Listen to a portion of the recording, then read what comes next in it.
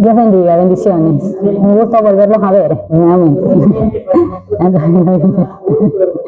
Un gusto volverlos a ver. Bueno, esperamos, como les decía, voy a repetirles nuevamente un poquito de lo que estuvimos hablando la semana pasada, los que no vinieron.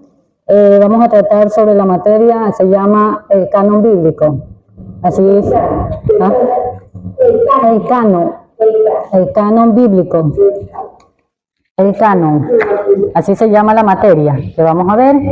¿De qué se trata esta materia? De todo lo que implica el conocimiento de la Biblia, de cómo fue creada, de quién, por qué fue escrita, en qué manuscritos estuvo. Todo eso es lo que trata este libro. Incluso desde las escrituras antiguas, aquí hay un tema muy bonito, el cual vamos a ir desarrollándolo poco a poco y dándonos cuenta cómo fue la creación del libro más antiguo de la Biblia. Pero en realidad, aquí hay me llamó la atención bastante, porque yo leí este pedacito aquí que decía que no es el libro más antiguo. Hay un libro, o sea, más antiguo que la Biblia. Ya, eso les queda de tarea. De tarea para los presentes en clase. De tarea para los presentes en clase. Recuerden que yo les dije que no podían faltar a clase porque iba a haber sorpresas, va a haber, después no me vaya a decir, a mí me faltó un punto, a mí me faltó medio punto, porque a mí no me calificó, entonces ya, de él eso tiene que justificarlo allá. ¿Cuál es el libro más antiguo que la Biblia? Ya. Eso va a ser como exposición de clase de ustedes, o sea que lo averigüen y ahí ustedes me pronuncian después, ¿sí? Si hay un libro, porque aquí lo dice. Yo les voy a leer un pedacito de lo que dice aquí. Bueno, dice aquí, la creación de los libros en la antigüedad, a manera en que la Biblia llegó a nosotros, es una historia de aventuras y dedicación. Es una historia de trabajo y de fe para aquellos que solamente valoran la palabra. Porque no todos, o sea, como comentábamos la semana pasada, en todas las casas, en la mayoría de las casas que entramos, siempre hay una Biblia. Incluso hasta en las casas católicas, cuando no éramos cristianos, íbamos y encontrábamos una Biblia abierta. Siempre la gente, sí, y lo tenía en el Salmo 91 o el Salmo 23, que es lo que en todo altar, hacían un altar para mantener la Biblia. En todo hogar. Entonces, por eso se dice que el libro de la Biblia es el libro más vendido en el mundo. Es más vendido en el mundo, pero solamente vendido, pero no aplicado, ni comprendido, ni estudiado, mucho menos. Porque para no irnos tan lejos, en la Iglesia Católica, lo que siempre más o menos lo que leen, lo principal que se lee siempre para es un salmo o los evangelios, que es Mateo, Juan, Lucas y Marcos, lo que lo dan a explicar un momento nada más porque no lo narran a fondo, Entonces por eso nos vamos a entender el por qué, porque ellos tienen un pacto. Dice que el pacto de ellos en la religión católica es el pacto de que no puedan expresar la palabra más de lo que solamente por encima de la gente. Entonces ahí hay una confusión verdaderamente, porque la palabra de Dios, ¿qué dice? Escudriñad las escrituras, y verdaderamente dice, porque ahí está la verdadera sabiduría. Entonces, si nosotros nos vamos a dedicar solamente a estar expresando o viendo qué es lo que pasa, no vamos a llegar a fondo en la Biblia. Nosotros vemos el libro, la Biblia, pero hay que saberla entender y comprender, ¿sí? Entonces, por eso, sabemos cuántos libros hay en la Biblia. Sabemos para qué sirve cada libro, para qué fue escrito en cada época, ¿no? Pero muchas veces, a veces no nos tomamos la molestia el porqué. El porqué del trasfondo de aquella Biblia, de aquella palabra. Porque cada palabra muchas veces no decimos está dividida por capítulos y versículos. Y cada versículo muchas veces expresa un gran mensaje. Entonces eso es lo que abarca este libro, ¿sí? Aquí continúa y dice, tiene un gran costo, muchas veces en otros lados es negociado, es un negociado. Lo podemos ver en algunos países, no se vende este libro por vender, como dicen, no lo expresan, no lo distribuyen. Y en otros lados, para poder adquirir un cristiano que vaya, ejemplo, donde no ha llegado la palabra, como dice, no ha llegado en el sentido de que era abiertamente predicar la palabra de Dios. Y no ha llegado, pero llega un predicador allá. Entonces a ellos se les abre el conocimiento. ¿Por qué? Porque les toca el Espíritu Santo, ¿verdad? Entonces a ellos se les abre el conocimiento y quieren adquirir aquel libro. Pero no hay muchas veces la manera, facilidad de que compren un libro. Ejemplo, una parte de Asia está prohibido totalmente, no una parte, en algunas partes de Asia, prohibido totalmente que la palabra de Dios, que tenga un libro. No nos vaya también en Corea del Norte, yo veía una serie, un documental, en el cual en Corea del Norte para poder entrar uno no puede llevar ni un teléfono, nada. Si es un visitante no llevan cámaras, no sé cómo esa gente se aplica a unos micrófonos tan chiquitos, unas cámaras tan chiquitas para poder medio captar algo del documental, porque ahí es prohibido todo porque viven en siglos pasados. Ellos no cuentan de tecnología, ellos no cuentan abiertamente las cosas que tienen los otros países o los otros continentes. Entonces por eso dice que allá hay una parte cuando que le encuentren a uno con una Biblia, lo fusilan en serio. Sí, no hay de que, no, es porque es cristiano, no hay la compasión ahí, sino que directamente lo fusilan delante de quien sea. Entonces por eso que muchas veces la palabra de Dios no llega tanto a distribuirse así, pero verdaderamente una palabra sí llega y tiene que cumplirse la palabra de Dios en llegar a aquello. Entonces vemos aquí que dice que la Biblia no apareció así nada más, porque sí, sino que ha sido preservada a través de los años, por una mera casualidad. Al vivir en un tiempo cuando los libros son escritos e impresos a millares, podemos pasar por alto el drama fascinante que está detrás de cada historia contada en la Biblia. Dice aquí, ¿cómo y cuándo tuvieron su origen los libros de la Biblia? ¿En qué sentido son diferentes estos libros de la Biblia? ¿Cómo están los libros? ¿Han sido preservados y no han sido transmitidos? Ya, estas son algunas de las preguntas que surgen en la mente de todos. Imagínense, porque antes no había la facilidad como tenemos ahorita de encontrar una hoja donde sea y escribir. ¿Cómo escribían la Biblia anteriormente? O cómo el Espíritu Santo les revelaba y ellos tenían que llevar el apunte de cada uno que escribía. Exacto, entonces lo hacían en diferentes maneras, eso más adelantito lo vamos a seguir viendo, en diferentes, en piedras, escribían en arcillas que ellos mismos tenían que fabricar el papel, incluso con arcilla, tenían que ellos mismos dejar de secar ahí un momento para poder volver a escribir encima de eso. Y en el transcurso de la historia, todo eso fue removido hasta los días de hoy que se preservará la palabra de Dios. Aunque sí ha habido comentarios de que dicen que no está todo lo que se mantuvo escrito. Este es un porcentaje de aquello, lo que tenemos en la Biblia nosotros. No todo lo que verdaderamente fue revelado. Pero imagínense con lo poco que tenemos o que nos ha llegado a nosotros, es de gran sabiduría, ¿no? Es de gran conocimiento para nosotros. Imagínense si hubiera venido todo el libro, dice que no cabía. Entonces por eso dice que fue resumido, o sea que cada traducción que la hacían, cada traducción que la llevaban de un momento a otro, entonces ahí es que se iba, sí, le iban disminuyendo, o sea, algunas cosas. Ya, entonces las otras, porque hay otros que dicen que faltan más libros incluidos en la Biblia, que faltan muchos más libros, pero bueno, solamente debemos dar gracias a Dios en que aprendemos de lo que tenemos, que nos ha llegado a nosotros, es de verdadera bendición. Es por lo que es en nuestros tiempos que verdaderamente tenía que llegar la palabra de Dios, ¿sí? Y lo que alcanzamos a conocer o a entender, eso es lo que Dios ha querido revelarse en nuestros tiempos, ¿sí? Entonces dice aquí, en punto de la partida de nuestra Biblia fue precedito y determinado por otras historias. Mucha gente piensa que la Biblia es una historia o un cuento de fábula. Mucha gente dice, uy, otra vez ese librito con historias me van a leer. Cuando no éramos cristianos, quizás éramos más pequeños, bueno, lo digo por mí, cuando éramos pequeños decía, dice, ese librito tiene bastantes historias, y lo cogíamos como un cuento muchas veces. Y a los días de hoy, ya ni como cuento lo quiere coger uno. Los niños de ahora ya no, tienen tanta disponibilidad de encontrar un teléfono que es más divertido divertirse en un teléfono que ponerse a leer, entonces ellos mismos no encuentran, entonces ¿cómo vamos a enseñarles la palabra de Dios? Entonces hay que buscar maneras en estos tiempos de poder aplicar la palabra, para que no se aburran como dicen ellos o ellos, porque los niños están chiquitos, ya los niños de 4 o 5 añitos, los niños dicen, es que estoy aburrido. ¿Y qué saben ellos de aburrido? Si es lo que les da la libertad de jugar. Y ya muchos de ellos se expresan con que es que estoy aburrido, es que no sé qué hacer. O sea, imagínense en esa edad, ellos tengan ese conocimiento en que digan que están aburridos, que no saben qué hacer.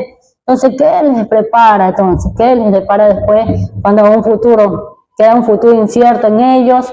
Entonces, como padres, les incitamos a los niños en que verdaderamente obtengan un poco de conocimiento de la palabra de Dios, que es lo más importante para nuestras vidas.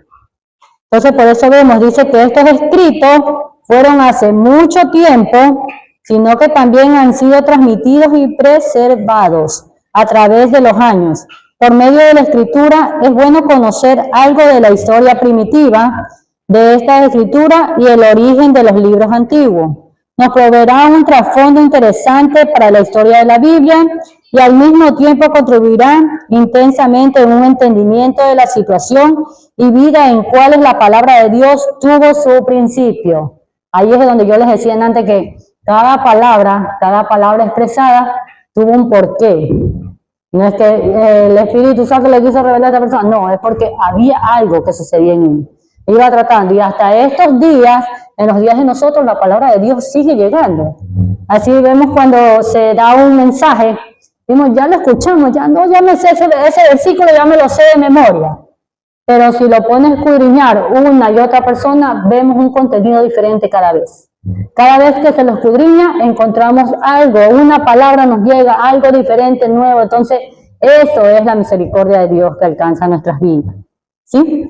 Aquí dice, la escritura antigua es nuestra Biblia, el cual es un libro muy antiguo, pero de ninguna manera es el libro más antiguo del mundo. Aquí es donde yo les decía, esa es la tarea que les mandé, para ver si hay un libro más antiguo que la Biblia, ¿ya? Ustedes van a traer ese nombre, ese es solo para ustedes que están aquí en clase, mande. ¿El nombre más del libro? Sí, el nombre, si hay el nombre más antiguo, y si sale, claro que cada libro sale con el año, ¿no? Ya, ahí le ponen si hace o si le sale nomás un libro que haya sido creado antes que la Biblia, ¿sí?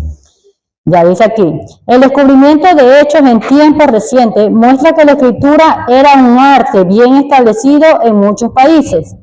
Antes de los principios de la nación hebrea en la tierra de Palestina, ya de ahí les voy dando una pista. Si ve dónde está escrito el libro más antiguo, dice, ya, los más antiguos ejemplos conocidos de escritura nos remontan hasta la antigua tierra de Egipto y de Mesopotamia. No sabemos exactamente cuándo o dónde se empezó la escritura de la Biblia. Desde luego, nadie se sentó y dijo, voy a inventar el arte de escribir. ¿Vio? Entonces, ¿cómo sabían ahí ellos escribir? Si no se enseñaba letritas por letritas, así como aprendemos nosotros a escribir. Entonces, esa es una sabiduría verdaderamente de una gran historia de la Biblia que nos revela en que dice, ¿cómo sabían escribir? ¿Cómo van a saber cada palabra que escribían? ¿Verdad? Esa es una incógnita que queda entre nosotros, pero sabemos que Dios es perfecto y Dios da la sabiduría y Dios sabe cómo hizo las cosas. Entonces nosotros aquí en este tiempo, ahorita nos ponemos a pensar, ¿cómo supieron escribir? ¿Qué es cada palabra que iban escribiendo? Entonces ahí es que vamos reflexionando y dándonos cuenta de dónde viene la palabra, cómo se ejecuta la palabra. ¿Sí? Dice, aquí dice, no sabemos exactamente cuándo o dónde se empezó la escritura. Desde luego, nadie se sentó y dijo, voy a inventar el arte de escribir. Lo que sí sabemos es cómo la antigüedad abundante en tabletas de arcilla o escrituras que se extendían en Mesopotamia, cuando menos de 3000 años antes de todo lo que sucediera. Entonces, por eso ahí hay una incógnita, en que dice de todo lo que sucediera, encierra aquí esta partecita. No sabemos si es después de la creación, después del fracaso de que tuvo Adán y Eva cuando desobedecieron, o quizás después de los egipcios cuando fue ya aquí hay por eso una gran incógnita, o si fue después del cautiverio que tuvieron los israelitas. Entonces ahí es que vemos esto también.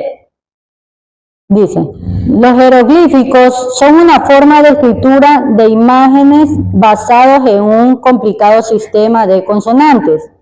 El siguiente paso lógico hubiera sido una escritura alfabética, pero los egipcios nunca dieron este paso. Lo mejor que podemos es que en alguna parte entre Egipto y Mesopotamia, en la zona de Siria, Palestina, algunas personas desarrollaron el alfabeto. El tiempo fue tal vez alrededor de 1750 y de ese primer alfabeto se derivaron todos los otros. El mejor ejemplo de una escritura alfabética primitiva son las llamadas inscripciones protosinaíticas, así, que consiste en un pequeño grupo de dibujos, ¿ya? ¿Sí vio cómo se expresaban? Iban escribiendo, no escribían por letras porque no tenían un alfabeto detallado, sino más bien que lo dibujaban por dibujos. Ejemplo de una figura, supongamos que era una alita, un pajarito, que dibujaban así dibujos de diferentes cosas, de animales, de lo que encontraban alrededor, de lo que había. Ahí iban describiendo. Por eso que la traducción de las escrituras sí fue los objetos, como vemos, como decía la semana pasada, que no entienden el hebreo o el griego, pero es que verdaderamente era necesario aquello. Sí, porque ahí se ha ido transformando. Se ha llevado todas las escrituras para que verdaderamente, dice, todo tenga un principio y un fin. ¿Sí? Entonces vemos aquí que dice. Dice, la información como esta tiene implicaciones importantes para el origen de nuestra Biblia, porque críticos escépticos de la Biblia sostenían que anteriormente la escritura era desconocida en los días de Moisés, y por lo tanto Moisés no podía haber sido el autor de los primeros 5 libros de la Biblia. Ahora sabemos que la escritura era practicada muchos siglos antes de Moisés y que un sistema de escritura alfabética estaba en un uso de vecindad del Sinaí. En efecto, cuando menos 5 sistemas diferentes de escritura se sabe que se existían en la zona general de Siria o Palestina cuando Moisés vivió. Todo esto significa que ya no se puede darse por sentado que era imposible que Moisés hubiera escrito los libros que se le atribuyen. ¿Sí? La gente decía, ahí nos hacemos la pregunta, ¿cómo Moisés tenía solamente para poder hacer?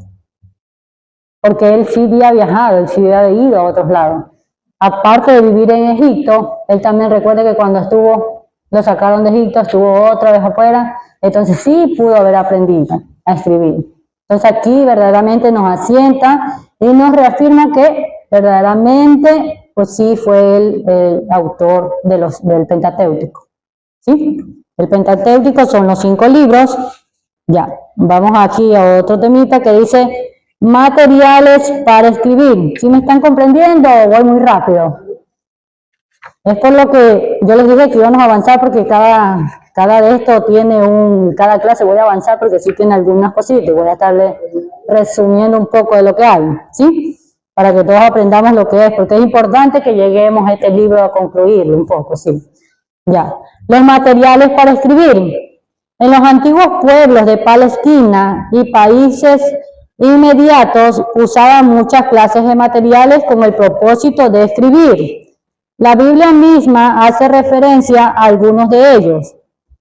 Tenemos primero piedra, dice, en casi cada región de los primeros materiales en los que se ha encontrado la escritura es la piedra. En Egipto y Mesopotamia, las inscripciones más antiguas están en piedra. En Babilonia y en otras partes, las leyes jurídicas y religiosas eran inscritas y erigidas a exposición pública. Uno de los bien conocidos, los reyes babilónicos, levantó su estela para que cualquier persona oprimida pudiera leer sus 250 leyes de justicia. Imagínense eso, en una piedra vienen escritas más de 250 leyes. Eso era por parte de los egipcios, ¿sí? Por parte de los egipcios, ellos habían escrito 250 leyes. La más antigua porción sustancial de escritura hebrea encontrada en Palestina también está con piedra. Los mejores ejemplos de esta son el calendario de Geser. El calendario de Geser, ese es el más antiguo. ¿Sí? El calendario de Geser. ¿Qué es el calendario de Geser? Es una especie de poema que tiene que ver con varias actividades agrícolas durante ciertas épocas del año. Dice, marcada en un pequeño pedazo de piedra caliza blanca, hay 20 palabras de un estilo de escritura alfabética hebrea. que datan el tiempo de Salomón. ¿Sí? ¿Sí vieron? Entonces el calendario de Geser es una especie de un poema, el cual bien escrito eran actividades agrícolas que ellos desarrollaban. Como tenemos ahora un manual de instrucciones, para un trabajo que quiera hacer, le dan un manual de instrucciones, ¿verdad? O le dan unas instrucciones para lo que usted quiera realizar. Entonces ellos en ese tiempo hacían el calendario de Geser, llamado un poema, que ahí tenían todas las actividades agrícolas que debían cumplirse en ese tiempo. ¿Sí? Dice, la inscripción del Siloé se remonta alrededor del año 700. Dice, cuando el rey Ezequías hizo que construyeran un túnel que llevara agua a Jerusalén. La inscripción relata la exitosa conclusión del túnel en forma de S, cavado desde puntos opuestos. Otras inscripciones bien conocidas que ha sobrevivido en la piedra es en la piedra moabita, encontrada en la zona oriental del Mar Muerto. Este contiene 34 líneas de un estilo de escritura cananea. Si se dan cuenta, como les estaba pronunciando, que hay escritura hebrea, cananea, y son diferentes idiomas. No solamente, o sea, se basaban en algo.